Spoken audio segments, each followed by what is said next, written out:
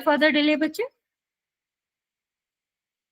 Hello बच्चा, जैसे कि आपको पता है लास्ट क्लास का ओल्ड रिजल्ट आप देख रहे हो।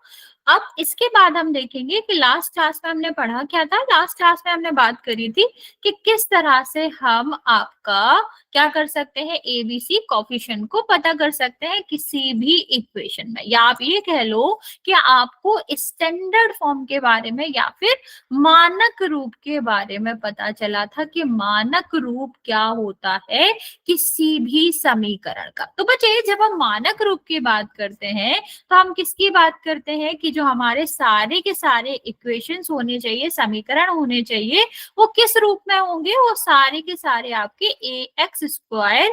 और देखो, हम यहाँ पर समीकरण आपको पता है किसकी बात कर रहे हैं, हम यहाँ पर बात कर रहे हैं दो दो चर वाले, 1 सेकेंड, ठीक है, यहाँ पर हम बात कर रहे हैं दो चर वाले रैखिक समीकरण की। तो बच्चा, अगर हम दो चर वाले रैखिक समीकरण की बात करें तो उसका जो मानक रूप होता है वो किस तरह से होता है, वो होता है आपका ax plus B Y plus C is equal to 0। देखो, समीकरण है तो बराबर का चिन्ह तो आएगा ही। और अभी यहाँ पर देखो क्या है, रैखिक। रैखिक का मतलब क्या होता है बच्चा, रैखिक का मतलब होता है कि जो मैक्सिमम पावर होगा वो कितना होना चाहिए, एक्स और वाई का जो सबसे बड़ी पावर है, जो घात है, वो कितनी होनी चाहिए थी, 1 होनी चाहिए। ठीक, तो हमें यहाँ पर भले ही दो चर लेने, बचा ये और आपको याद रखना है कि इस वाली इक्वेशन में एक्स और वाई की जगह पर कोई भी दो चर आ सकते हैं, जैसे कि पी क्यू आ सकता है, आर एस आ सकता है, के एल आ सकता है, उससे मतलब नहीं है। मानक रूप हमारा सिर्फ क्या बताना चाह रहा है कि जो भी आपके रैखिक समीकरण में, मतलब जो भी हमारे दो चर आ रहे हैं उसमें सबसे बड़ी जो पावर होगी वो कितना होगा, वो 1 ही होगा। ठीक है, और लेकिन वो जो दो चर है वो कुछ भी हो सकते हैं। नॉर्मली हमारे जो हमारा लिखने का तरीका है, या फिर हमें नॉर्मली जो रहता है वो हम एक्स वाई लिख देते हैं, तो इसमें एक्स वाई है, पर ऐसा मत समझना बच्चे कि सारे समीकरण में जो चर होगा वो एक्स वाई होगा। वो कुछ भी हो सकता है, वो आपका के एल हो सकता है, वो आपका एम एन हो सकता है, वो कुछ भी हो सकता है, उससे फर्क नहीं पड़ेगा। ठीक है, तो हमें क्या याद रखना है, हमें याद रखना है कि इसकी पावर कितना होगा, 1 होगा, मैक्सिमम पावर 1 होगा। और जहां पर ए बी और सी जो है आपके, वो क्या है, कोफिशिएंट है। ठीक है, क्या है, कोफिशिएंट्स है, या आप कह सकते हो कि ये सारे यहाँ पर अचर हैं और इनके गुणांक है। ठीक है, अगर हम गुणांक की बात करें बच्चा, संख्यात्मक गुणांक की बात करें, तो हम क्या कहते हैं कि ये जो ए बी सी है, इनकी जगह पर कोई भी संख्या आ सकती है, क्योंकि ये चर के साथ गुणा में होते हैं, इसलिए हम इनको क्या कहते हैं, गुणांक कहते हैं। बच्चा गुड यहाँ पर इवनिंग मैम। गुड इवनिंग बच्चे, एक और कंडीशन होती है जो कि आपका क्या होता है कि इस मानक रूप में या फिर किसी भी दो चर वाले रैखिक समीकरण में आपका जो ए और बी रहता है वो कभी भी 0 नहीं होगा। क्यों नहीं होगा, क्योंकि अगर हमारा ए 0 हो गया तो इसका मतलब है ये पूरा का पूरा पद ही 0 हो जाएगा। और जब ये पूरा पद 0 हो गया तो इसमें सिर्फ और सिर्फ एक ही तो चर बचेगा। तो क्या ये हमारा दो चर वाला हुआ, जब एक ही चर है तो हम फिर इसको एक चर वाला रैखिक समीकरण बोलेंगे। सेम अगर हम बी को 0 कर देंगे तो ये वाला पद आपका कितना हो जाएगा, 0 हो जाएगा। ठीक है, वो वाला पद हट जाएगा, तब भी आपका क्या बचेगा, एक चर वाला रहेगा। तो हमें ये ध्यान देना है कि जब हम रैखिक समीकरण की, दो चर वाले रैखिक समीकरण की बात करते हैं तो इसका जो मानक रूप है a x plus B Y plus c, इसमें हमें ए और बी 0 नहीं होने देना। ठीक है, तो अभी आप कहोगे कि अगर सी 0 हो जाए तो बचा, उससे कोई फर्क नहीं पड़ता, सी 0 हो भी सकता है और नहीं भी हो सकता है, उससे कोई अंतर नहीं पड़ेगा किसी भी दो चर वाले रैखिक समीकरण पे। कैसे, चलो कुछ एग्जाम्पल देखते हैं। अगर हम यहाँ पर कहें कि 5x plus 11y plus 15 is equal to 0, तो यहाँ पर देखो क्या ये मानक रूप से दिख रहा है, इससे हम मानक रूप से कंपेयर कर सकते हैं। ठीक है, बिल्कुल कर सकते हैं। किस तरह से, ए की जगह पर कितना आ रहा है, 5 आ रहा है, बी की जगह पर हमारा क्या आ रहा है, 11 आ रहा है, सी की जगह पर कितना आ रहा है, 15 आ रहा है। ठीक है। तो हमें मेनली क्या याद रखना है, हमारा ये कंडीशन भी फुलफिल कर रहा है कि हमारा x और y की अधिकतम घात 1 होनी चाहिए, समीकरण तो है ही क्योंकि बराबर का चिन्ह लगा है और दो चर भी है। ठीक है। सेम अगर हम यहाँ पर बात करें कि लिखा है 15x प्लस, सॉरी नया कुछ लेते हैं चल, ऐसे लिखा है 15m plus n is equal to 0। क्या ये दो चर वाला रैखिक समीकरण है क्या बचा? हाँ, ये आपका दो चर वाला रैखिक समीकरण है। कैसे? क्योंकि हमें यहाँ पर सीधा सीधा दिख रहा है कि दो चर भी हैं जो कि आपका क्या है, m और n है, और यहाँ पर आप ये भी देख पा रहे हो कि रैखिक है क्योंकि इसकी सबसे बड़ी पावर कितनी है, 1 है। अब सी के बारे में तो कुछ कहा ही नहीं गया था, हमने ये तो बिल्कुल नहीं कहा था कि 3 ही पद होने चाहिए, 3 हो भी सकते हैं आपके, 2 भी हो सकते, उससे कोई भी मतलब नहीं है। हमें सिर्फ 2 ही कंडीशन चेक करनी थी कि 2 चर होने चाहिए और आपका कैसा होना चाहिए, उनका पावर जो है अधिकतम पावर वो 1 होना चाहिए। ठीक है, दोनों तो आपका करेक्ट ही है, तो ये वाला भी होगा। अब कभी कभी हमें इसी वाले, देखो दो तरह के क्वेश्चन हो सकते हैं कि पहला आपका क्या होगा, आपसे पूछा जाएगा कि ये जो समीकरण है वो दो चर वाला है या नहीं, यस और नो टाइप हो सकता है। दूसरा आपसे इस तरह के क्वेश्चन पूछे जाते हैं इस टॉपिक में कि आपको ए बी या फिर सी के बारे में बताना पड़ेगा। तो उसमें हम क्या करते हैं, उसमें आप देखोगे कि मान लो लिखा हुआ है आपका 11x और यहाँ पर लिखा हुआ है y-5। ठीक है। अब इसमें मैंने पूछा है कि बताओ c का मान क्या होगा, या मान लो पूछा है b का मान क्या होगा। तो बच्चा ऐसा जरूरी नहीं है कि हम 11 को इस साइड नहीं भेज सकते, पर ट्राई करना कि जो हमारा 11 है ना, x वाला जो टर्म है, या फिर नॉर्मली हम क्या करते हैं इसी क्रम में लिखते हैं कि एक्स वाई जो छोटा होता है, जो अल्फाबेट में जो आपके अक्षरों में पहले आता है उसको पहले लिखते हैं। तो जो पहले वाला पद होता है उसको जर्नली, जरूरी नहीं है आप नेगेटिव भी रख सकते हो, लेकिन जर्नली हम उसको पॉजिटिव ही रखते हैं। ठीक है। हम क्या करते हैं, आप ये भी कह सकते हो कि देखने में अच्छा लगता है, या फिर आप ऐसे भी कह सकते हो कि नॉर्मली हमारी आदत में ये है, बट इससे कुछ भी अंतर नहीं पड़ेगा, आपके दो आंसर्स नहीं होंगे जो कि आप अगर एक्स को इस तरफ रखोगे या इस तरफ रखोगे तो अलग आएगा, ऐसा कभी नहीं आएगा एग्जाम में। लेकिन नॉर्मली हम क्या करते हैं कि एक्स को पॉजिटिव रखते हैं, तो एक्स को पॉजिटिव रख लेते हैं और बाकी हमें क्या करना पड़ेगा, इन सबको इस तरह भेजना पड़ेगा। बचा जब हम क्या करते हैं, पक्षांतरण करते हैं, पक्षांतरण में क्या होता है बच्चा, पक्षांतरण का मतलब होता है एक पक्ष को दूसरी तरफ भेजते बचा। ठीक है। तो हम यहाँ पर करते क्या है पक्षांतरण में कि आपका जो एक टर्म है, एक पद है, तो उसको क्या करते हैं दूसरे पक्ष में भेजते हैं। तो ये क्या है, प्लस का है, दूसरे साइड जाएगा तो किसका हो जाएगा बच्चा, माइनस का हो जाएगा। ये आपका किसका है, माइनस का है, दूसरे साइड जाएगा तो प्लस का हो जाएगा। हमने देखा भी है जो हमारा मानक रूप था वो भी, उसमें भी सारे पद एक ही तरफ तो थे, तो हमें क्या करना पड़ेगा, इस रूप में बनाने के लिए सारे के सारे पद दूसरी तरफ भेजने पड़ेंगे। तो हमने भेज दिया, अभी बराबर में तो कुछ बचा नहीं, तो जब कुछ नहीं होएगा तो जीरो तो होएगा ही, कुछ नहीं कोई तो हम मैथ में क्या कहते हैं, जीरो कहते हैं। यस बचा, बचा प्लस नहीं आएगा माइनस आएगा, देखो यहाँ पर प्लस है, दूसरे साइड जाएगा तो माइनस होएगा। ठीक है। जब एक पद एक तरफ प्लस में है तो वो दूसरे तरफ जाता है तो वो माइनस का हो जाता है। सेम अगर वो माइनस का है तो दूसरे तरफ जाएगा तो किसका हो जाएगा, प्लस हो जाएगा। यस बच्चा, और गुणा का है तो भाग में हो जाता है, और भाग का है तो गुणा का हो जाता है। तो इसलिए देखो यहाँ पर जहां कोई चिन्ह नहीं होता वहां हमेशा हम प्लस मानते हैं, तो प्लस को दूसरे साइड देखोगे माइनस आ जाएगा, यहाँ पर माइनस था तो प्लस हो जाएगा। अब हमें कुछ नहीं करना होता बच्चा, अभी हमें इसे कंपेयर करना होता है। अब आपने पढ़ा होगा, बहुत सारे पढ़े पड़े होंगे, 5 एकम 5 वाला। ठीक है, मीन्स हम एक का संख्या का गुणा किसी में भी करते हैं तो वही संख्या आती है।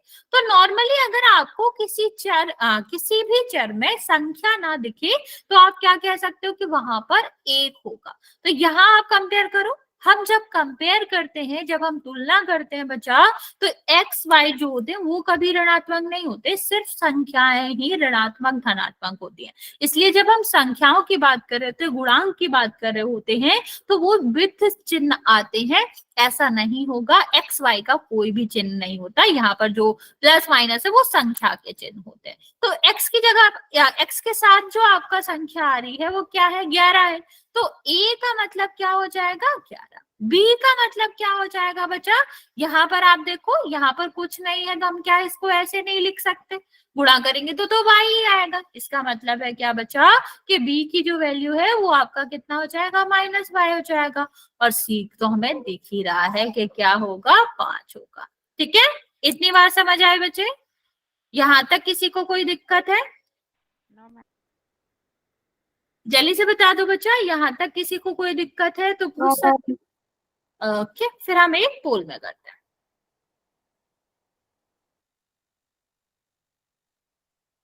ओके बच्चा, ओके, चलिए फिर पोल में करते हैं, फिर नया टॉपिक पढ़ेंगे। पहला क्वेश्चन है, आपको एक इक्वेशन दिया गया है, प्रॉपर फॉर्म में नहीं दी गई है, लेकिन आपको इससे कंपेयर करना है मानक रूप से, और बताना है कि आपका सी क्या आएगा।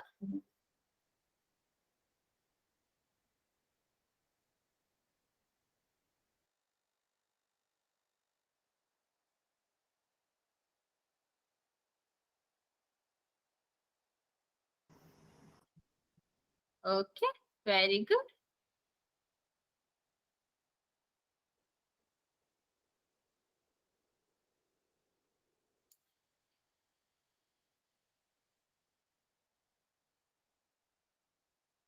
नौ बच्चों ने आंसर दिया है, 7 बच्चों का करेक्ट है, बाकी बच्चे जल्दी से आंसर कर देंगे। जल्दी से आंसर करेंगे बच्चा।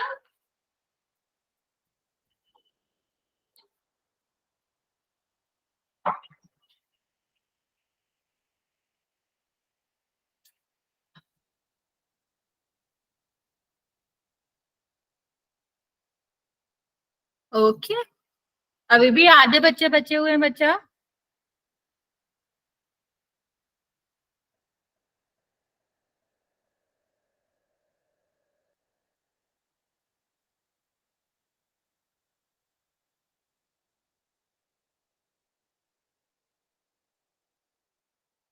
मैम हम्म, मैम मेरे में ये नहीं दिखा रहा कितने बच्चों ने क्या किया है। बच्चे मेरी साइड से तो ऑन है, बाकी बच्चों मैम के में भी नहीं दिखाई दे रहा। No ma'am. बच्चा हो सकता है फिर मेरे साइड से कोई नेटवर्क इशू हो, इसलिए नहीं दिखाई दे रहा। मैं बता देती हूँ आपको कि 19 बच्चों ने आंसर किया है, जिसमें से 14 बच्चों का करेक्ट है।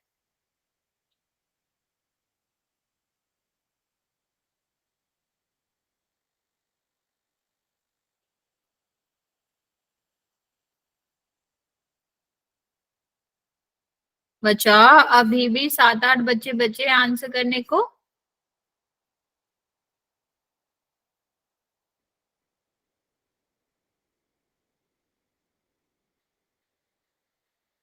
लास्ट 20 सेकेंड बचे। अभी तक 20 बच्चों ने आंसर किया है, 14 बच्चों का करेक्ट है।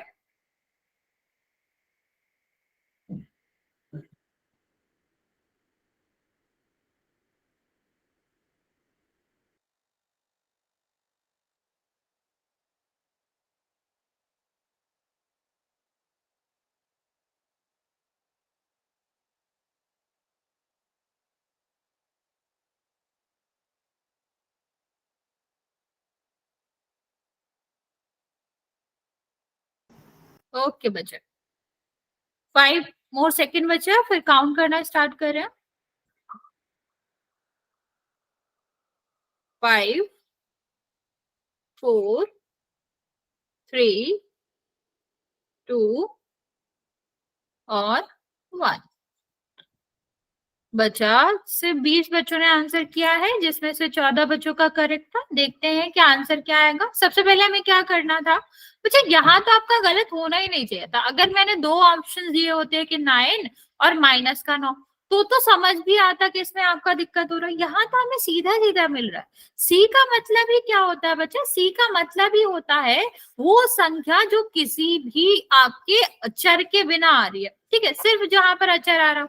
तो देखते हैं क्या हो जाएगा। यहाँ पर आपका 6x था, यह हमारा कितना था, 8y था। अभी इसको भेजेंगे हम इस तरफ। जब हम इसको इस तरफ भेजेंगे तो हमें पहले ही पता है जब पक्षांतरण होता है तो माइनस का क्या हो जाता है, प्लस हो जाता है, ठीक है। तो ये क्या हो जाएगा बच्चा, प्लस का हो जाएगा, ठीक है। अब हमें क्या करना था, इसको मानक रूप से कंपेयर करना था। तो ए एक्स और यहाँ पर क्या हो जाएगा, V Y plus C is equal to 0। A की जगह पर क्या आ रहा है, 6 आ रहा है। बी की जगह पर कितना आ रहा है, -8 आ रहा है, पर हमने तो सी पूछा था। सी की जगह पर क्या आ रहा है, 9। देखो मैंने जैसे आपसे कहा था कि आपको कभी भी ऐसा नहीं मिलेगा कि 9 और -9 दोनों ही ऑप्शन हो। देखो यहाँ पर भी एक है, ठीक है। तो -9 होता मतलब हमें इन सबको इस साइड भेजना पड़ता।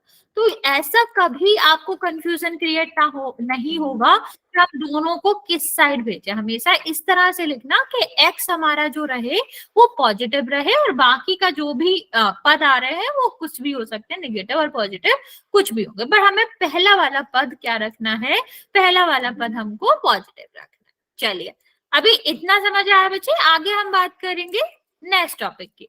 नेक्स्ट हमारा टॉपिक क्या है बच्चे, हम देखेंगे ग्राफ के बारे में कि हम ग्राफ पर ये जो हमारी लाइन है, ये जो रैखिक समीकरण है वो किस तरह से बना सकते हैं, ठीक है।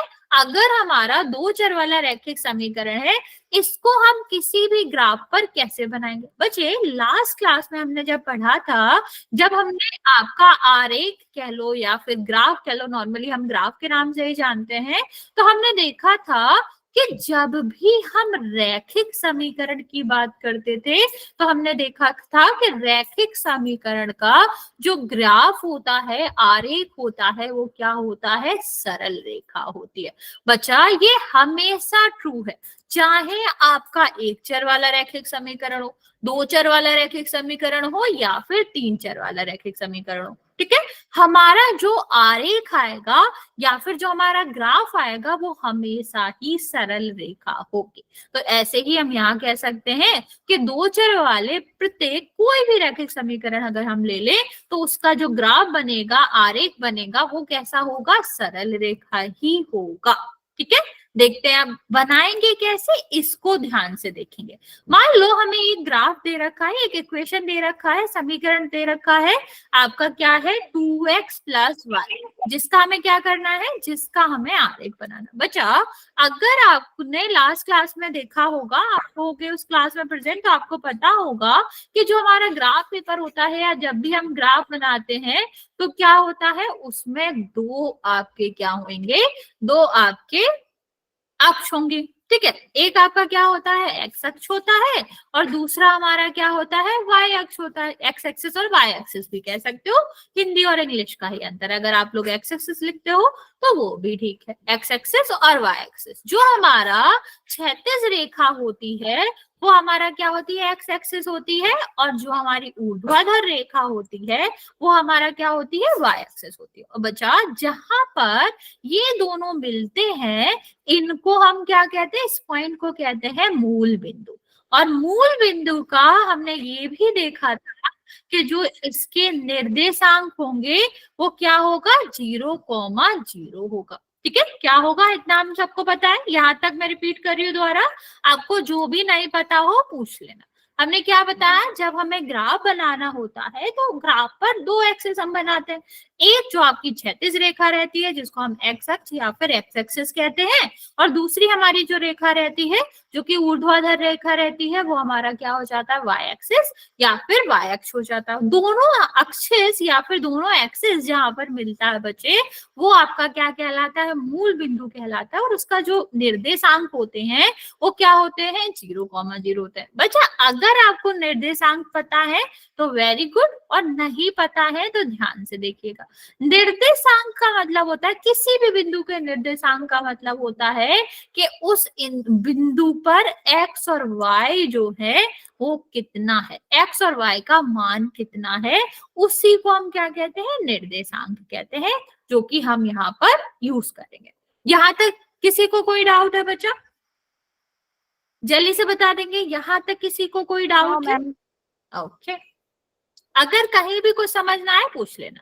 अब अच्छा, अगर हम ग्राफ पर कोई लाइन बना रहे हैं तो हम क्या देखेंगे कि हमारा वो एक्स एक्सिस या वाई एक्सिस पे कहाँ काट रहा है।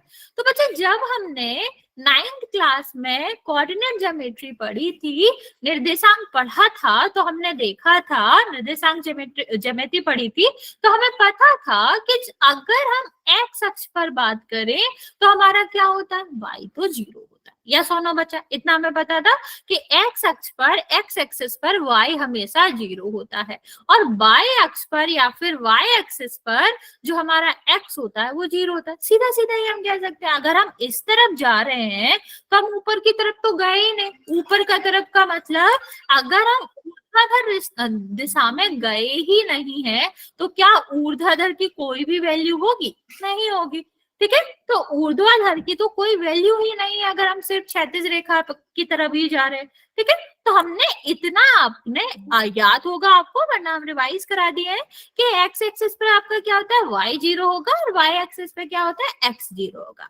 तो हम करेंगे क्या बच्चा, अभी हम ये निकालेंगे कि हमारा जो ये रेखा है, जो सरल रेखा बन रही है, वो एक्स एक्सिस वाई एक्सिस पे काट कहाँ से रही है, गुजर कहाँ से रही है हमारी रेखा। तो हम यहाँ पर निकालेंगे निर्देशांक एक्स एक्सिस वाले और वाई एक्सिस वाले। तो सबसे पहले यहाँ पर हमारा दिया गया, क्या दिया गया है कि 2x प्लस वाई 8 होगा। तो अगर हमारा y 0 है तो हम क्या करेंगे, x एक्सिस पर y 0 होता है, y हम रख देंगे। किस बिंदु पर, x के किस बिंदु के लिए, किस मान के लिए y 0 है, वो हम यहाँ पर निकालेंगे। देखो, किसी भी संख्या में 0 जोड़ेगे वही आएगा। ये देखो यहाँ किस में है, गुणा में, तो दूसरी तरफ जाएगा तो किस में हो जाएगा, भाग में हो जाएगा। तो 4 से विभाजित करोगे तो, 2 से विभाजित करोगे तो कितना आएगा, 4। ठीक है, मतलब हमें पता चला कि अगर हम निर्देशांक निकाले तो जो हमारा क्या होता है, जो हमारा चौथा वाला खाना आएगा जहां पर x की वैल्यू 4 होगी, वो हमारे उस बिंदु से हमारा ये जो सरल रेखा है, इस पर्टिकुलर इक्वेशन की, इस पूरे समीकरण की, वो कहां से गुजरेगी, एक्स एक्सिस पे।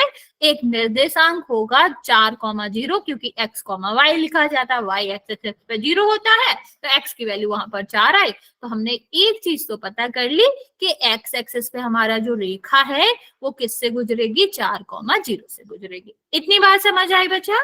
तो हम सेम ऐसे ही पता करेंगे कि y एक्सिस से कहाँ गुजरेगी। यहां तक किसी को कोई दिक्कत है तो पूछ सकते हो। हमने क्या करा, अगर हमें ग्राफ पर रेखा बनानी है तो सबसे पहले ये तो पता होना चाहिए कि बनाना का है, बिंदु कहाँ है। तो बिंदु के लिए हमने 2 बिंदु पता करने चाहे कि वो एक्स एक्सिस से कहां से गुजरेगी और वाई एक्सिस से कहां से गुजरेगी। ठीक है, तो हमने एक्स अभी निकाल लिया, वाई हम निकालेंगे। एक्स एक्सिस वाले बिंदु में किसी को कुछ भी डाउट है तो आप जल्दी से पूछ सकते हो, वरना फिर हम वाई एक्सिस वाला बताएं। किसी को कुछ यहाँ तक डाउट है बच्चे? अगर फास्ट हो रहा हो, कुछ दिक्कत हो रही हो बच्चे, आप बता सकते हो, मैं रिपीट कर दूंगी, कोई दिक्कत नहीं है। ओके, चलो फिर अब हम बात करेंगे कि हमारा यहाँ जो हमारा y एक्सिस है उसको हम कहाँ से, y एक्सिस पे हमारा कहाँ से कटेगा। यस बच्चा, कुछ पूछना चाहते हो, आपने हैंड रेज करा। तो अब हम उसके लिए दूसरी कंडीशन सॉल्व करेंगे। दूसरी कंडीशन क्या थी बच्चे, कि y इज इक्वल टू क्या, y एक्सिस पर या फिर y एक्स पर हमारा क्या होता है, x 0 होता है। ठीक है, तो x हमारा क्या होता है, 0 होता है y एक्सिस पे। तो किस तरह से सॉल्व करेंगे, इक्वेशन तो हमारा वही है। अभी हमें क्या 0 करना है बच्चे, अभी हमें 0 करना है x। तो x हम 0 कर देते हैं, तो 0 प्लस वाई, अभी 0 में किसी का भी गुणा करेंगे तो फिर वो 0 ही आएगा, और ये आपका कितना आ जाएगा, ये हमारा आ जाएगा बराबर 8। तो y की वैल्यू क्या आ गई बच्चा, y की वैल्यू आ गई 8। इतना समझ आया बच्चा? मतलब अगर हम इसके कोऑर्डिनेट बनाना चाहें, निर्देशांक बनाना चाहें, तो देखो जहां पर y 8 है वहां पर x तो 0 है। ऑफकोर्स y एक्सिस पे बात करें तो ये कहां पर होएगा बच्चा, ये 0,8 पे होगा। तो हम ये कह सकते हैं क्योंकि ये दोनों ये जो दोनों आपके बिंदु हैं, निर्देशांक है, ये आपका क्या करेगा, ये आपके समीकरण को संतुष्ट करेंगे, या कह लो समीकरण का हल होंगे। समीकरण का हल का मतलब है कि ये रेखा पर ही होंगे। मीन्स रेखा आपकी कहां से होके जाएगी, रेखा आपकी 0,8 और 4,0 से होकर जाएगी। ठीक है, तो आपका ग्राफ किस तरह से दिखेगा बच्चा, ग्राफ आपका इस तरह से दिखेगा, जो कि एक सरल रेखा है और ये दो बिंदुओं से पास हो रही है। यहां तक समझ आया बच्चा कि ग्राफ हमने बनाया कैसे। अभी हम क्या करेंगे, अब हम बीच के बिंदु ढूंढेंगे कि किस किस से पास हो रहा है। हाँ बच्चा, कुछ कह रहे हो? ओके, बाकी बच्चे जिसने आंसर नहीं करा जल्दी से ट्राई करो, कि अगर कोई डाउट हो तो बता दो कि हमने क्या करा, यहाँ पर कहाँ से क्या आ गया, तो आप बता सकते हो। नेक्स्ट हम बात करेंगे बच्चा, अगर हमें निकालना है बाकी के बिंदु। अभी इतना तो हमें पता चल गया कि रेखा 4,0 और 0,8 से तो जाएगी, लेकिन क्या यही दो बिंदु हैं जो इस रेखा की रेखा पर स्थित होंगे? नहीं, और भी तो बिंदु होंगे। अभी वो सारे बिंदु आप कैसे देख सकते हो, अगर हम यहाँ पर बिंदु जो ले रहे हैं वो किस तरह से हो, वो आपके, अगर सिर्फ और सिर्फ हम ले रहे हैं कि पूर्णांक ही आए, ठीक है, तो आप यहाँ पर कह सकते हो कि ये हो सकता है, ये बिंदु हो सकता है। हमें बिंदु कहाँ पर लेने होते हैं, जहां पर एक्स और वाई एक्सिस काट रहे हो। देखो ये हमारा वाई एक्सिस है, ये हमारा एक्स एक्सिस से कट रहा है दोनों में, तो ये हमारा एक बिंदु होगा। और ये हमारे, अब ये जो है, ये जो तीन बिंदु हैं जो आपके दो एक्सिस पे कट के स्थित हो रहे हैं, ये भी समीकरण का हल होंगे। या आप ये भी कह सकते हो कि ये वाले बिंदु भी ग्राफ पर ही स्थित है। अभी बात आई कि इनको निकालेंगे कैसे। बच्चे, इनको निकालने का तरीका क्या है, सबसे पहले हम उस बिंदु को देखते हैं, सबसे पहले हम इस समीकरण को देखेंगे, और समीकरण में आपका जो भी, जिसमें भी आपका क्या हो, जिसमें भी आपका गुणांक हो, उसमें वैल्यू रख के देखेंगे। 0 का तो हमने निकाल ही लिया, एक्स की वैल्यू 0 रख के तो निकाल ही लिया। अब हम ट्राई करेंगे एक्स की वैल्यू 1 रखने का। ठीक है, तो 2+1 और यहाँ पर y हो जाएगा, यहाँ पर कितना आएगा 8। मतलब वो बिंदु हम निकाल रहे हैं जिसमें x कोऑर्डिनेट क्या है, x निर्देशांक क्या है, x की वैल्यू 1 है, तो y की कितनी होगी, वही हमें पता ही है कि ये तो समीकरण को क्या करेंगे, समीकरण को तो संतुष्ट करेंगे ही, तो हम निकाल लेंगे कि ये देखो प्लस में है, दूसरे साइड जाएगा तो किस में होगा, माइनस में हो जाएगा। तो y इज इक्वल टू कितना आ गया, 6 आ गया। ठीक है, तो हमने क्या देखा, ये हमारा पहला बिंदु आ गया जो ग्राफ पर स्थित होगा, जो कि आपका क्या है, 1,6 है। अच्छा चलो, तुम आगे मुझे बताओ क्या होगा, x की वैल्यू 2 रख के और x की वैल्यू 3 रख के मुझे बताओ कि आपके y के वैल्यू क्या आएंगे, या फिर आप ये मुझे बताओ कि ये जो बचे हुए दो निर्देशांक है वो क्या क्या आएंगे। ट्राई करो, ठीक है, जल्दी से ट्राई करो। मैंने हिंट भी दे रखा है, एक में हम x बराबर 2 रखेंगे, एक में x बराबर 3 रखेंगे, तो हमें y की वैल्यू मिल जाएगी। उससे आप ट्राई करो कि हमारे दोनों निर्देशांक क्या आएंगे।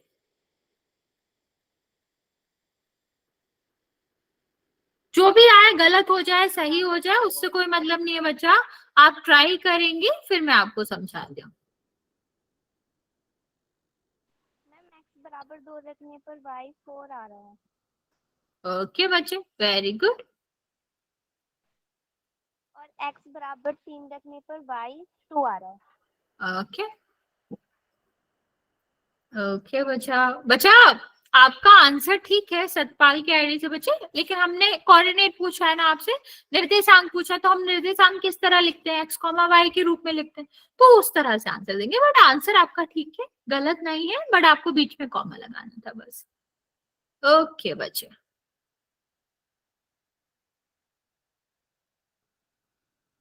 ओके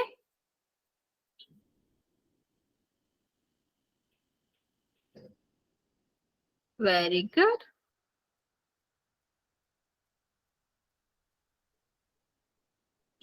ठीक है, दूसरा वाला भी ट्राई करो जिसने पहला निकाल लिया है।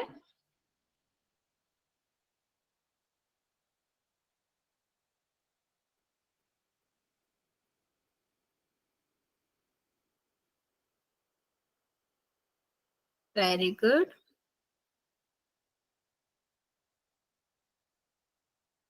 मैं आपको 1 मिनट का टाइम और दे रही हूँ, सारे बच्चे जल्दी से ट्राई करेंगे इसको, फिर मैं आपको बताती हूँ। अगर नहीं आता तो कोई दिक्कत नहीं है। और वैसे भी तो मोस्टली बच्चों ने आंसर दे दिया। अगर किसी को नहीं समझ आया बच्चा, तो मैं अभी आपको समझाऊंगी, तो आप तब आंसर कर दीजिएगा।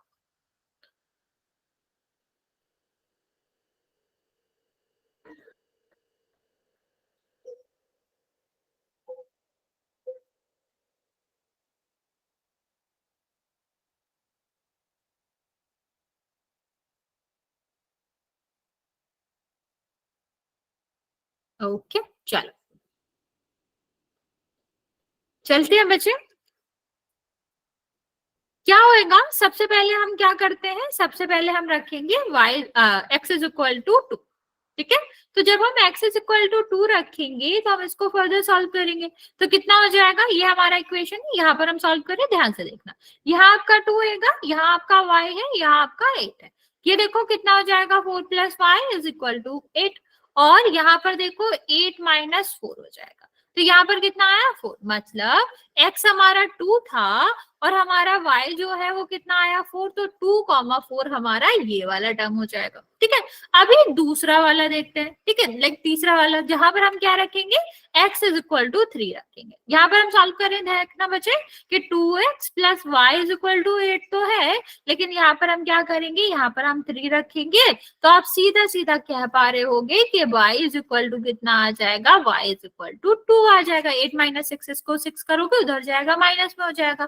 तो नेक्स्ट हमारा कितना आ जाएगा बच्चा, ये आपका आ जाएगा 3,2। ठीक है, तो ये हमारा नेक्स्ट हमें पता ही है 4,0 होगा। बच्चा इस ग्राफ के हम ये जो पॉइंट निकाल रहे हैं बच्चे, इन्हीं पॉइंट्स को हम क्या कहते हैं, इन्हीं को हम समीकरण का हल कहते हैं। वो बिंदु जो कि हमारा किस पर स्थित है, जो कि हमारे ग्राफ लाइन पर, रेखिक लाइन पर स्थित है, ये हमारे क्या कहलाते हैं, ये हमारे समीकरण के हल कहलाते हैं। अभी हमें कैसे पता हल कहलाते हैं, बच्चे अगर हमने लास्ट क्लासेस में पढ़ा होगा तो हमें पता है कि हल का क्या मतलब होता है, कि अगर हम x और y की वैल्यू रख देंगे इस समीकरण में, तो दोनों तरफ का समीकरण क्या हो जाएगा, बराबर हो जाएगा। तो आप कोई भी वैल्यू रख के देख लो, 0,8, 1,6, 2,4 या 3,2 या फिर 4,2, ये आपका जो समीकरण है उसको सेटिस्फाइड, संतुष्ट करेंगे ही, दोनों पक्ष बराबर आएंगे। तो इसीलिए बचा, क्योंकि ये सारे बिंदु ग्राफ पर स्थित हैं, इसका मतलब है ये हमारा क्या होगा, ये हमारे आपके जो आपका ग्राफ है, समीकरण है, रैखिक समीकरण है, उसका हल कहलाएंगे। ठीक है, तो मैं आपको जल्दी से रिपीट कर देती हूँ कि दो चर वाले रैखिक समीकरण का जब हम आलेख बनाते हैं तो उस पर जो भी बिंदु आते हैं वो समीकरण का हल होता है। या फिर हम इसका रिवर्स भी कह सकते हैं कि वो सारे बिंदु जो कि इस समीकरण का या फिर किसी भी रैखिक समीकरण का हल होगा, वो उसके ग्राफ लाइन पर, वो आपके किस पर, ये जो आपकी लाइन आएगी, ये आपका सरल रेखा आएगी, उस पर ही स्थित होंगे। ठीक है, इतनी बात समझ आई बच्चा। तो हमें अगर ग्राफ दिया गया हो, ओके, अगर हमें ग्राफ दिया गया हो तो हम देख के बता सकते हैं कि समीकरण का हल क्या है, वो बिंदु जो कि उस ग्राफ लाइन पर स्थित है। या फिर अगर हमें क्या दिया गया है, बिंदु दिया गया है, तो हम ग्राफ लाइन भी बना सकते हैं, या हम ये भी बता सकते हैं बिंदु देखकर क्या ये समीकरण का हल होगा या नहीं। ठीक है, तो यहाँ पर आप नेक्स्ट हम एक और बात कर लेते हैं। अभी तुम लोग ट्राई करो, अगर मैं तुम्हें question two x plus 2y is equal to 6, इसके आपको मुझे बताने हैं कि कौन कौन से बिंदु होंगे जिस पर ये क्या करेगा, जिस पर ये समीकरण को संतुष्ट करेगा। ठीक है, या फिर जो आपकी ग्राफ लाइन पर स्थित होगी। चलो ट्राई करो, इस वाली ग्राफ रेखा के लिए, ग्राफ लाइन के लिए कौन कौन से बिंदु होंगे जो इस समीकरण को संतुष्ट करेंगे। हिंट में दे देती हूँ। सबसे पहले हम क्या करेंगे, 0 वाला निकाल लेंगे कि x बराबर 0 है तो y क्या आएगा, ये वाला निकाल लो। दूसरा y इज इक्वल टू 0 है तो x क्या आएगा, ये वाला हम निकाल लेंगे। फिर हम क्या देखेंगे, हम हमेशा जिसमें कॉफिशिएंट है बच्चा उसकी वैल्यू रखेंगे। जैसे y में है यहाँ पर, तो y की 1 रखेंगे, y की 2 रखेंगे। तो इस तरह से आप x का वैल्यू निकाल के कोऑर्डिनेट बता सकते हो। बच्चा पहले ट्राई करो कि सब एक साथ निकाल लो जितने आ रहे होंगे, जो 3-4 वैल्यू आएंगे, फिर एक साथ बताना। फिर वरना मैं एक साथ देख नहीं पाऊंगी, या फिर एक एक करके बताना तो इट्स फाइन, बट ट्राई करेंगे कि एक साथ बता पाओ। तो मैं एक साथ चेक कर लूंगी आपके आंसर्स।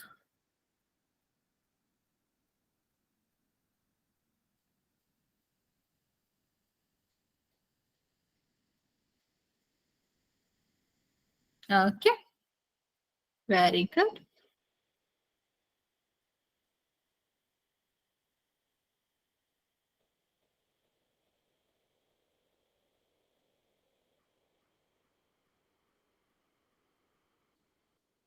ओके, ठीक है।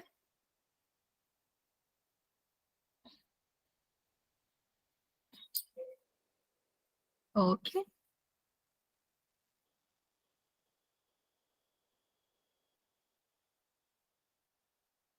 वेरी गुड बच्चा।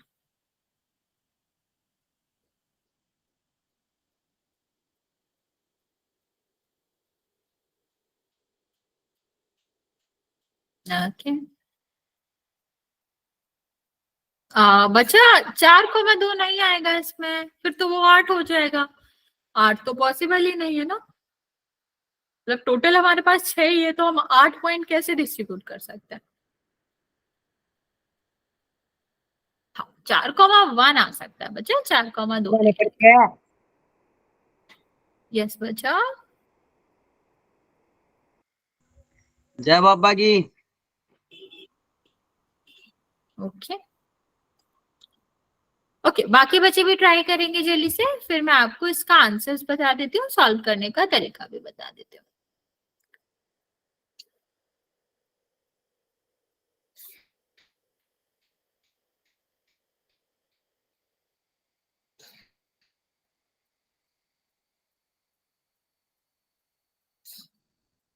चलिए देखिए, सारे बच्चे यहाँ देखेंगे, जिसने कर लिया वो भी, जिसने नहीं किया वो भी। सबसे पहले हमने आपको क्या कहा था, हम निकालेंगे वो पॉइंट जहां पर x और y 0। तो x इज इक्वल टू 0 रखोगे तो कितना आ जाएगा, 0 प्लस 2y और इज इक्वल टू 6। तो अभी 0 किसी में भी प्लस करोगे तो वही आएगा। तो ये आपका कितना आ गया, 6, और 6 डिवाइड बाई 2 करेंगे तो कितना आ जाएगा, 3। तो पहला वाला पॉइंट हमें मिल गया। एक्स कॉमा बाई होता है तो 0,3 हो जाएगा। अभी दूसरा वाला निकालते हैं बच्चे। दूसरा वाला हमारा क्या था, जहां पर हम y इज इक्वल टू रखेंगे x एक्सिस पर जो आएगा। तो बच्चे इसको हम सॉल्व करेंगे तो कितना हो जाएगा, x प्लस 0, क्योंकि 0 में हम किसी का भी गुणा करेंगे जो कि यहाँ पर 2 है, तो वो भी आपका क्या आ जाएगा, 0 आ जाएगा। तो x इज इक्वल टू कितना आ जाएगा, 6। तो इसका हम क्या लिख सकते हैं बच्चा, इसका आप लिख सकते हो 6,0, क्योंकि हमें x,y लिखना होता है। नेक्स्ट हम बात करते हैं बच्चे। नेक्स्ट अगर हम देखेंगे तो हमने आपको क्या कहा, जिसमें गुणा हुआ करे, जिसमें भी आपका संख्या गुणा के रूप में हुआ करे, गुणांक हुआ करे, वो एक के अलावा कुछ और गुणांक हुआ करे, तो हम क्या करेंगे, उसकी वैल्यू 1, 2, 3 ऐसे ट्राई करेंगे। तो अभी x में तो है नहीं, y में है, तो हम सबसे पहले क्या करते हैं, y की वैल्यू 1 रख के देख लेते हैं। तो कितना हो जाएगा बच्चा, ये आपका +2, ये 6 है, तो ये कितना हो जाएगा, 6 - 2, कितना आ गया आपका, 4 आ गया। ठीक है, इस तरह से हमने एक और पॉइंट निकाल लिया जो कि आपका क्या होएगा, 4,1। नेक्स्ट हम बात करते हैं, अभी हम क्या रखेंगे, y की वैल्यू 2 रखेंगे। जब हम y की वैल्यू 2 रखेंगे तो आप क्या कर सकते हैं, यहाँ पर सॉल्व करेंगे तो कितना आएगा, 2 मल्टीप्लाई बाय 2, 6, और x इज इक्वल टू कितना हो जाएगा, 4 + 6, और यहाँ पर आपका कितना आ जाएगा, 6 - 4, 2 आ जाएगा। अभी 3 तो सीधा सीधा लिख ही रखा है, तो यहाँ पर आप क्या लिख सकते हो, 2,2। यही 4 वाले पॉइंट्स है जो कि धनात्मक होंगे और इस रेखा को संतुष्ट करेंगे। बचा, इसका अगर हम ग्राफ बनाएंगे तो हमें किस तरह से मिलेगा, इस तरह से मिलेगा कि जो y एक्सिस है वहां पर तो 0,3 पर काट रहा है, और जो x एक्सिस है वहां पर आपको 6,0 पर काट रहा है। और ये जो 2 पॉइंट है जो हमने कैलकुलेट करे वो आपका कहाँ पड़ रहे हैं, इस ग्राफ लाइन पर ही लाई कर रहे हैं। इतना समझ आया बच्चे? यहाँ तक किसी को कुछ डाउट है तो पूछ सकते हो, वरना इसका क्वेश्चन कैसे आता है, लाइक अगर ग्राफ बनाने को आएगा तो इसी तरीके से आएगा, अगर ग्राफ बनाने को नहीं आएगा तो किस तरह से क्वेश्चन आता है वो हम आपको बताते हैं। ओके, अगर किसी को कुछ भी पूछना है बच्चे तो जल्दी से पूछ सकते हो, वरना फिर हम इसके क्वेश्चन के तरीके पे बढ़ते हैं जो कि 1 नंबर या 2 नंबर में पूछा जाता है। ठीक है, ये आएगा तो हमेशा बड़ा ही आएगा, लाइक 5 नंबर या 3 नंबर का ही आएगा, छोटा नहीं आएगा, इवन 3 का भी नहीं आएगा, 5 नंबर का ही आएगा, लॉन्ग में आएगा। लेकिन अगर 1-2 नंबर में क्वेश्चन पूछते हैं जो कि इसी टॉपिक से संबंधित है तो क्या पूछा जाता है बच्चा, इसमें पूछा जाता है कि आपको एक बिंदु दे देंगे और एक समीकरण दे देंगे और पूछेंगे क्या ये बिंदु इस समीकरण पर स्थित है, क्या इस वाले जो रेखा है इसका जो आरेख बनेगा इस रेखा का, क्या ये जो बिंदु है उस पर आएगा या फिर नहीं आएगा।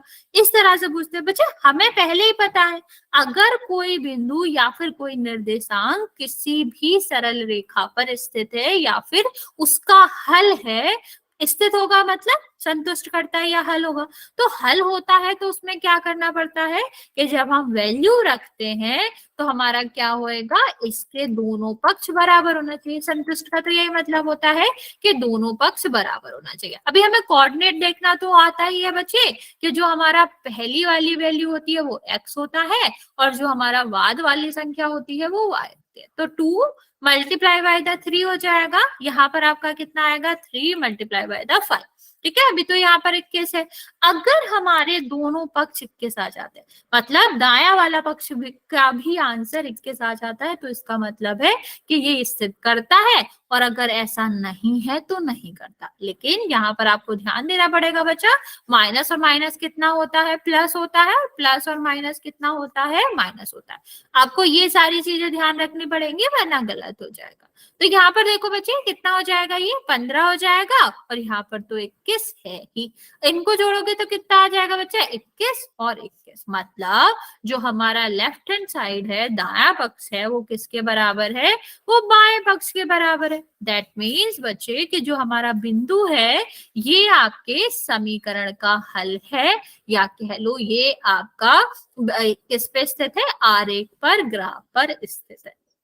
समझ आया किस तरह से करना होता है बच्चा।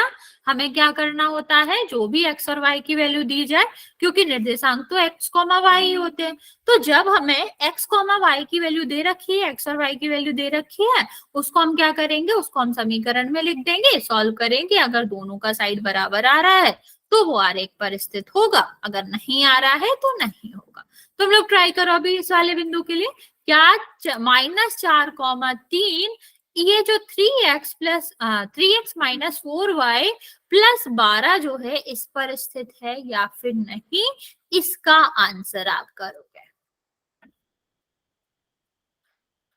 ट्राई करो जल्दी से।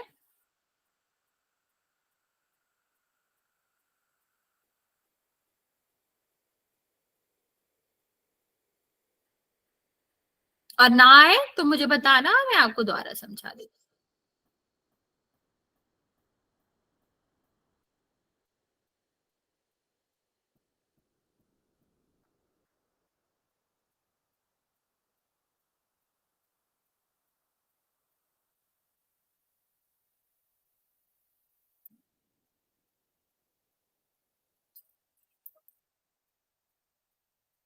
आंसर सिर्फ यस और नो में देना बच्चे।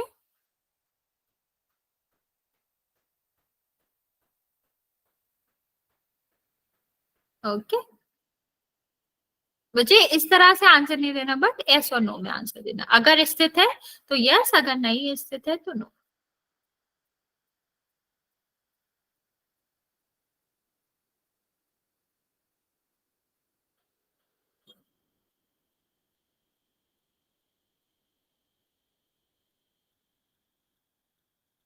ओके, बाकी बच्चे भी जल्दी से ट्राई करेंगे।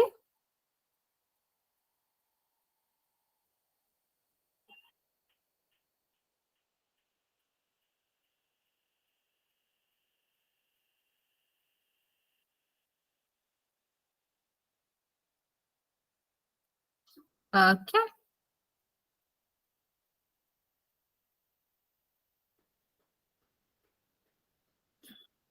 चलो। देखते हैं इसका आंसर। देखो करना कुछ नहीं था, हमें ऑलरेडी पता है कि यहाँ पर x कॉमा वाई तो दे रखा है, क्योंकि हमारे जो निर्देशांक होते हैं वो इसी रूप में होते हैं कि x कॉमा वाई। ठीक है, अब यहाँ देखो 3 तो है ही, अभी x का वैल्यू कितना है -4, यहाँ पर कितना हो जाएगा 4 और माइनस मतलब यहाँ तो प्लस का 3 और +12। अभी इसको हमें क्या देखना है कि ये 0 के बराबर आएगा कि नहीं, क्योंकि लेफ्ट हैंड साइड और राइट हैंड साइड बराबर होगा तभी संतुष्ट करेगा। तो ये कितना हो जाएगा -12, ये कितना हो जाएगा -12 और ये कितना हो जाएगा +12। अभी यहाँ आप देख पा रहे हो कि ये जो -12 है और +12 है ये तो कट जाएगा, मतलब दोनों को सॉल्व करोगे तो 0 आएगा, लेकिन लास्ट में हमारा क्या बचेगा, लास्ट में हमारा क्या आपका बचेगा -12। अभी तो -12 तो 0 के बराबर हो नहीं सकता, और जब ये -12 0 के बराबर नहीं है तो इसका मतलब है कि आपका क्या नहीं है, इसका मतलब है कि ये जो बिंदु है वो रेखा पर स्थित नहीं है। ओके, इतनी बात समझ आए बच्चे। अब इसी में ना एक सेम तरीके का क्वेश्चन आपसे और पूछा जा सकता है। उसमें क्या होता है, यस और ये वाला क्वेश्चन तो आपको पता ही है, यस और नो वाला क्वेश्चन टाइप है, नो आ जाएगा। लेकिन अगर हमें नो वाला क्वेश्चन नहीं पूछना और सेम मेथड पे पूछना है तो वो क्या करते हैं कि बताओ x + 4y = 12 दे रखा है, तो आपको बताना पड़ेगा कि इनमें से कौन सा बिंदु जो है वो इस रेखा पर स्थित नहीं है। ठीक है, क्या नहीं है, स्थित नहीं है, आपको ऐसा बिंदु बताना है। अभी हम ऑप्शन दे रही हूँ बच्चे, 1 सेकेंड वेट करेंगे। तो ये आपका है 0,3, बी आपका है लाइक 12,0 और तीसरा आपका है 6,6 और डी आपका है 4,2। ठीक है, तो आपको बताना है इनमें से कौन सा बिंदु दिए गए समीकरण की रेखा पर स्थित नहीं होगा। ये आपका दूसरा क्वेश्चन का टाइप है, ये भी आपके ऑप्शनल क्वेश्चन ही है, लेकिन इस तरह से भी पूछ सकते हैं। इससे क्या होता है, वो आपसे एक क्वेश्चन से ज्यादा ही सॉल्व करा रहे होते हैं, क्योंकि आपको हर एक क्वेश्चन के लिए ट्राई करना पड़ेगा, हर एक ऑप्शन के लिए देखना पड़ेगा कि ये फिट बैठ रहा है, इस पर स्थित है या फिर नहीं, ये आपको देखना पड़ता है। ओके, बाकी बच्चा जल्दी से ट्राई करेंगे, फिर इसके बाद हम पोल पे चलेंगे।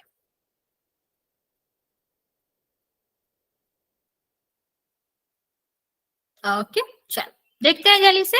पहला वाला पॉइंट हम देखेंगे, तो 0 यहाँ पर है, ये हमारा कितना है 4y = मतलब नॉर्मली ऐसे ही चेक कर लेते हैं कि कितना हो जाएगा, y = 3 है तो कितना आया 12, अभी 12 तो आना था। दूसरा वाला हम चेक करें तो 12 + 0 तो 12 ही आ रहा है। यहाँ पर देखो 6 + 24, क्योंकि 6 का गुणा हमें 4 में भी करना पड़ेगा, ये तो 30 आ रहा, 30 तो 12 के बराबर नहीं हो सकता। दैट मीन्स यही वो समीकरण है जिस पर हम, यही हमारा बिंदु है जो कि समीकरण की आरेख पर स्थित नहीं होगा। ओके बच्चे, किसी को भी डाउट है इस तरह के किसी भी क्वेश्चन में, वरना हम चलते हैं पोल में करते हैं। किसी को कुछ पूछना है तो पूछ सकते हो बच्चे, वरना फिर हम चलते हैं नेक्स्ट क्वेश्चन हम पोल में करेंगे। ओके ओके बच्चे, ओके चलो फिर नेक्स्ट हमारा क्वेश्चन आपको यस और नो में आंसर करना है। क्वेश्चन क्या है, 2,3 क्या हमारे 7x + 2y = 20 पर स्थित है या फिर नहीं। जल्दी से सॉल्व करेंगे और फिर आंसर करेंगे।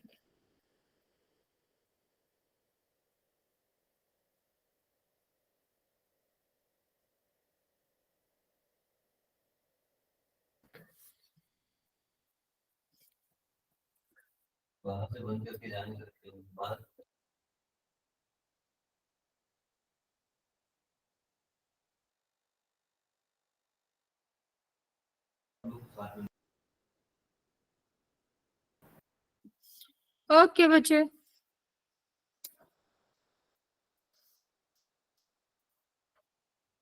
13 बच्चों ने आंसर दिया अभी, बाकी बच्चे जो बच्चे हैं वो जल्दी से आंसर कर देंगे।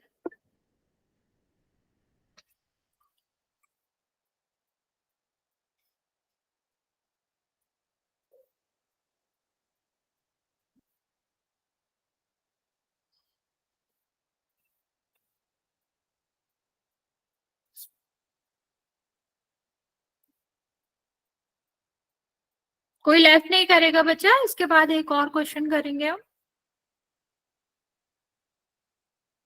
अभी भी 12 बच्चे बचे हुए, बच्चे जल्दी जल्दी आंसर कर देंगे। 18 बच्चों ने आंसर किया है, 16 बच्चों का करेक्ट है, 2 बच्चों का रॉन्ग है, बाकी बच्चों ने आंसर नहीं किया है, जल्दी से कर देंगे।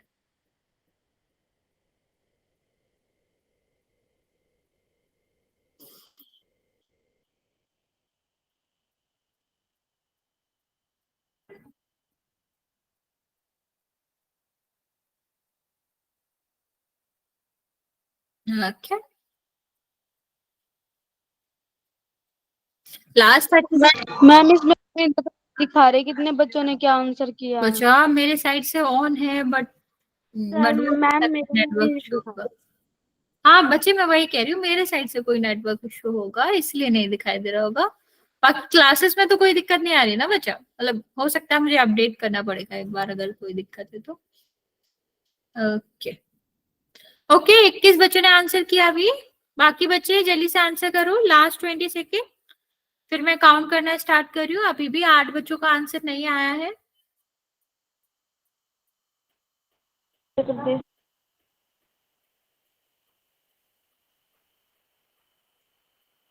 ओके, 5 4 3 2 और 1।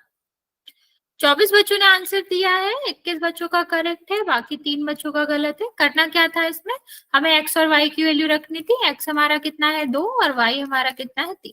तो इसको सॉल्व कर लेंगे। 12 पहले गुणा सॉल्व होता है, हमें पता ही है, तो कितना आ जाएगा 20। अभी 20 और 20 बराबर तो हुए, तो इसका मतलब है ये हमारा क्या है, ये हमारा रेखा पर ही स्थित है। लास्ट क्वेश्चन हम करेंगे बच्चे। यहाँ पर हमारा क्वेश्चन क्या है, हमें 4 पॉइंट दिए गए हैं, हमें बताना है कौन सा बिंदु हमारा रेखा पर स्थित नहीं है। मैम कर दे पोल लॉन्च। हाँ हाँ बच्चा, पोल लॉन्च कर दिया, देख लो।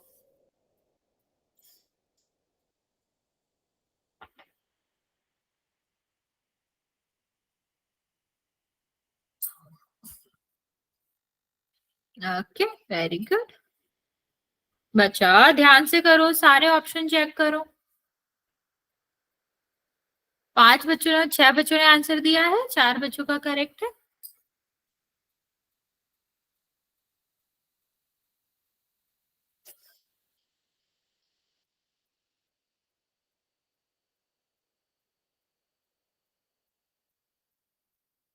Very good.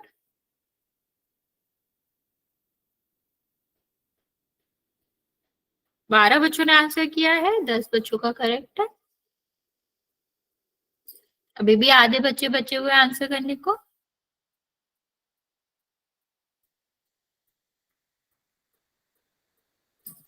Very good.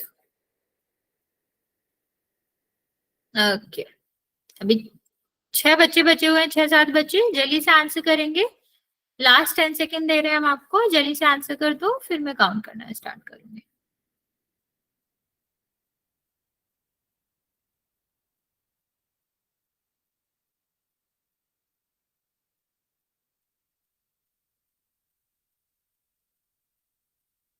इक्कीस बच्चों ने आंसर करा है, 17 बच्चों का करेक्ट है, 4 बच्चों का रॉन्ग है।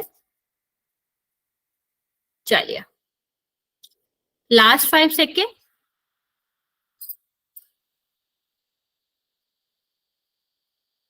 काउंट करना स्टार्ट कर रहे हैं बच्चा, जिसने नहीं किया है जल्दी से कर देगा। अभी भी 5 बच्चे बचे हुए हैं।